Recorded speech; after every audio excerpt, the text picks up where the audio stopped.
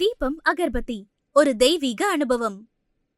சோழி பிரசன்னம் மூலமா 2026க்கான குரு பயிற்சி எப்படி இருக்குன்னு தான் நம்ம தொடர்ந்து பார்த்துட்டு இருக்கோம். அந்த வகையில அடுத்த ராசி என்னன்னு பாத்தீங்கன்னா மகர ராசி. வணக்கம் ஐயா.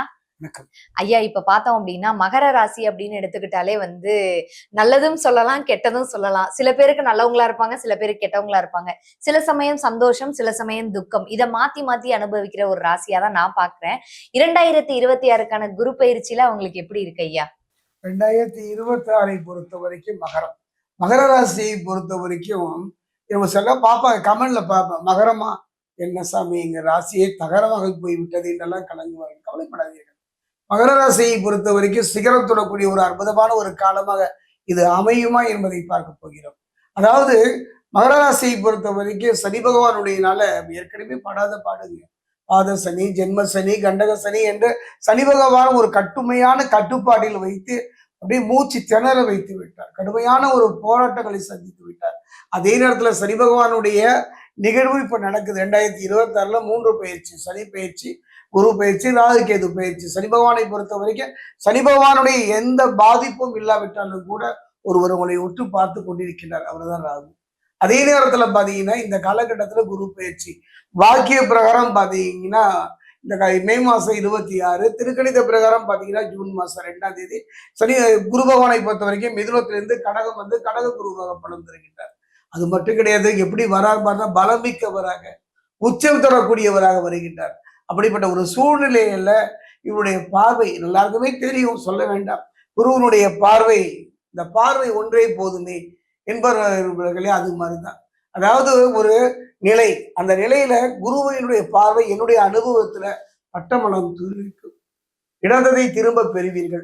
சிந்திய கண்ணீரை துடைப்பதற்கு யாரும் இல்லையே என்ற கலைஞருக்கு எல்லாம் ஒரு கரம் வரும். அந்த கரம் குருவினுடைய கரமாகத்தான் இருக்கும். அந்த வகையில் பார்க்கும் பொழுது மகர ராசியை பொறுத்த வரைக்கும் கடுமையான போராட்டங்களையும், ஏமாற்றங்களையும், துரோகங்களையும், சில பாதிப்புகளையும் என்றோ செய்த தவறுக்கு இன்று அறுவடை செய்கிற ஒரு சூழ்நிலையை சந்தித்த ஒரு காலகட்டம்.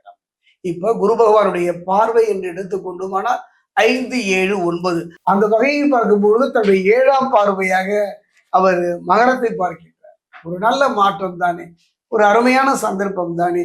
அதே நேரம் குருவின் பார்வை கிடைத்து விட்டதே என்றெல்லாம் சந்தோஷப்பட முடியாத ஒரு சூழ்நிலை தான். அளவோடு நிதானமாக பொறுமையாக நாம் நடந்து கொள்வோமானால் உண்மையான பலனை தருவதில் குருவுக்கு ஈடு இல்லை. அதே நேரம் அதீத ஆசையின் காரணமாக தவறான தொடர்பு ஏற்படலாம்.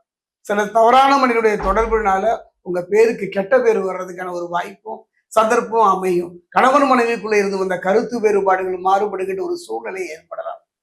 எல்லாத்தையும் குருவின் பார்வை இருக்கு, 7ஆம் பார்வை இருக்கு, சனியினுடைய பாதிப்பு இல்லை, இப்படிலாம் சொல்றீங்க. உண்மை அதுதானே, உண்மை அதுதானே. காரணம் வேணா தாகம், தண்ணி தாகம், தாகத்தால் தவித்து போகின்றோம். கண்முன் பார்த்தீங்கன்னா கடல் இருக்கு, குடிக்க முடியுமா?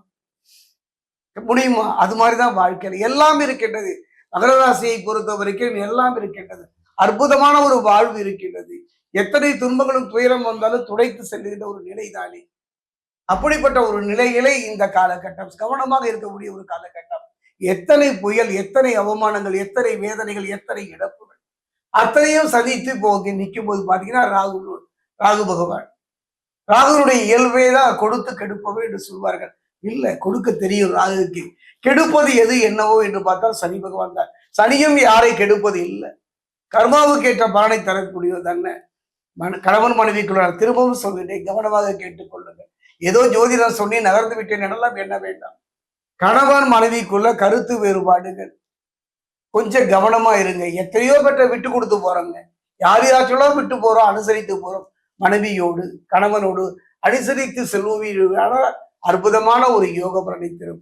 பிள்ளைகளால் இருந்து வந்த பிரச்சனைகளும் மன குழப்பங்களும் படிப்படியாக குறையும். பிள்ளைகளால் பெருமைப்படக்கூடிய ஒரு இடம், வாங்கிய இடம் கட்ட முடியவில்லை என்ற கலைஞர்களுக்கெல்லாம் வாங்கிய மனையை கட்டி முடிக்கின்ற அற்புதமான ஒரு யோக பலன் கிடைக்கும். பொதுவாக இந்த காலகட்டத்துல கவனமாக இருக்க வேண்டும். அதாவது என்னுடைய அனுபவத்துல மகர ராசியை பொறுத்த வரைக்கும் ஆன்மீகவாதி, அரசியல்வாதி, அரசு துறையில வேலை செய்யக்கூடியவர்கள் அத்தனை பேருமே மிக நிதானமாக இருப்பதே சிறப்பு. நீங்கள் யாருக்கெல்லாம் உதவினீர்களோ, யாருக்கெல்லாம் ஏணியாக பயன்பட்டீர்களோ, இன்று அவர்களால் சில பாதிப்புகளை, சில சங்கடங்களை, சில பிரச்சனைகளை சந்திக்கக்கூடிய ஒரு சூழ்நிலை இருப்பதனால கவனமாக இருந்து விட்டாலே போதும். அதே நேரம் குரு பார்க்க கோடி நன்மை என்பார்கள். அந்த வகையில இன்னும் என்னெல்லாம் இருக்கு என்பதை இப்ப நம்ம சோழி பிரசனத்துல பார்க்கணும்.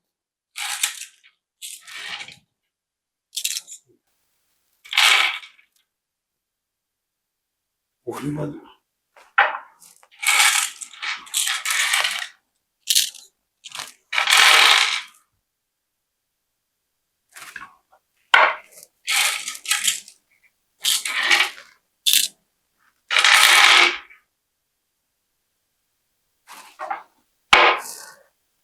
மகர ராசிக்கு எல்லாமே கரெக்டா இருந்தாலும் சில விஷயங்கள்ல அவங்க தடுமாறக்கூடும் அப்படின்றத ரொம்ப தெளிவா சொல்லியிருக்கீங்க. யாருமே இந்த மாதிரி சொல்லி நான் பார்த்ததே இல்லை.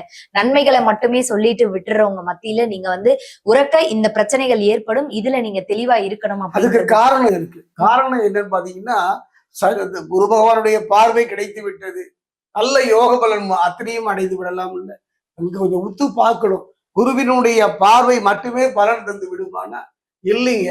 பாத்தீங்கன்னா இந்த குரு பயிற்சி 2026 மகரத்துல 7ல களத்திர குருவாக வருகிறது. ரொம்ப யோசிக்கணுங்க. களத்திரங்கிறது யாருடைய இடம்?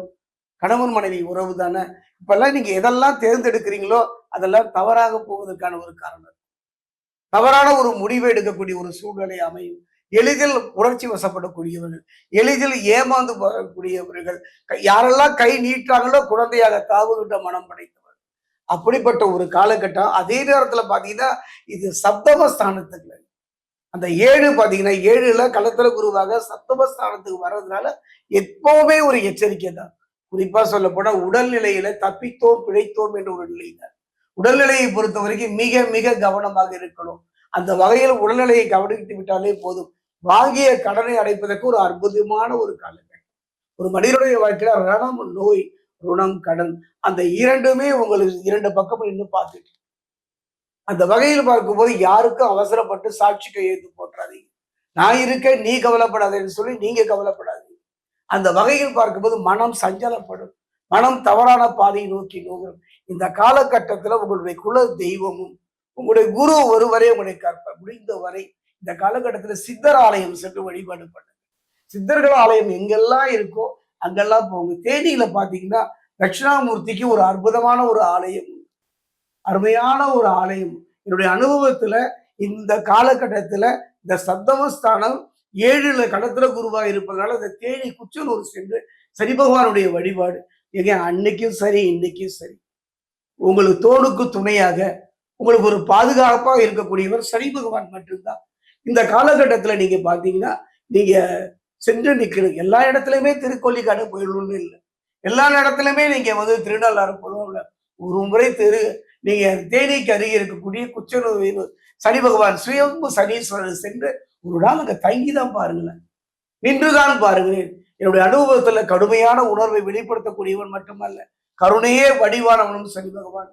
காரணம் மனமும் ரீதியா உடல் ரீதியா எந்த எண்ணமும் இல்லாவிட்டால் உங்களை காப்பார். அதே நேரம் திருத்தணி பாதசனீஸ்வரர் ஆலயமும் ஒரு கலங்கரை விளக்கம் தானே. அந்த ஆலயம் சென்று அங்க இருக்கின்ற சனி பகவானுக்கு அங்கு தரக்கூடிய நல்லெண்ணெயை கொண்டு அபிஷேகம் செய்துவார். ஐயா, நிறைய விஷயங்கள் இப்ப மகர ராசிக்கு 2026 குரு பயிற்சி எப்படி இருக்க போது, அவங்க எதுல கவனமா இருக்கணும் அப்படின்றதும் இல்லாம எந்த கோயிலுக்கு போய் வழிபட்டாங்க அப்படின்னா அவங்களுக்கு நிறைய அனுகூலம் கிடைக்கும்ன்றதையும் ரொம்ப தெளிவா சொல்லியிருக்கீங்க. குறிப்பா ஒண்ணு சொல்லியே ஆகணும். மகர ராசியை பொறுத்த வரைக்கும் இந்த காலகட்டத்துல மன ரீதியான பாதிப்பு வரும். சோழி பிரசனை எப்படி சொல்லுதுன்னு பாருங்களேன். அதாவது மிதுனத்துல இருந்து கடகம் வர்றாரு குரு பகவான். கடகம் யாருடைய இடம்? சந்திரனுடைய இடம் தான். அங்க என்ன பண்றாரு? உச்சம் பெறுகின்றார். அதனால பார்க்கணும், ஜோதிடம் அப்படித்தான் சொல்ல வேண்டும். அவர் உச்சம் பெறுறாரு, பலம் பெறுறாரு. ஏங்க அவர் உச்சம் பெற்றால் என்ன, பலம் பெற்றால் என்ன? சங்கடமான ஒரு இடத்துல இருக்கிறார். யாரு இடம் சொல்லுவார்கள். அதாவது குரு பகவானுக்கு செவ்வாயும் சூரியனும் சந்திரனும் நண்பர்கள் என்று சொல்வார்கள். ஆனா என்னுடைய அனுபவத்துல சந்திரனை எப்படி நண்பனாக கொள்ள முடியும்? அதுக்கு கதைகள் உண்டு. ஆனாலும் அதையெல்லாம் விளக்குவதற்கு நேரம் இல்லை. ஆனாலும் சொல்றேன், அவர் கடகத்தில் இருந்து அவர் யாரை பார்க்கிறாருங்க? 7ஆம் பார்வை. அப்ப மன ரீதியான பாதிப்புகள் வரதானே செய்யும், மன ரீதியான தடுமாற்றங்கள் வரதானே செய்யும். ஒரு முடிவை எடுப்பதில் ஒரு போராட்டமான ஒரு நிலை வரதானே செய்யும். குறிப்பா மகர ராசி இருக்கக்கூடிய ஆண் பெண் இருபாலருமே கவனமாக இருந்து விட்டாலே போதும். உங்களுடைய மனசை மட்டும் நீங்க அந்த கடிவாளம் போட்டீங்கன்னா ஒரு நல்ல மாற்றம், உங்களை மாதிரி 12 ராசி 27 நட்சத்திரத்துல ஒரு ராஜா மாதிரி ஒரு சிம்மாசனத்தை அலங்கரிக்கின்ற ஒரு நல்ல ஒரு காலமும் இந்த காலம்தான் இந்த குரு பயிற்சி. ஐயா தெளிவா நிறைய விஷயங்கள் 2026 குரு பயிற்சி மகர ராசிக்கு எப்படி இருக்கும்ன்றத சொல்லியிருக்கீங்க. ரொம்ப நன்றி ஐயா.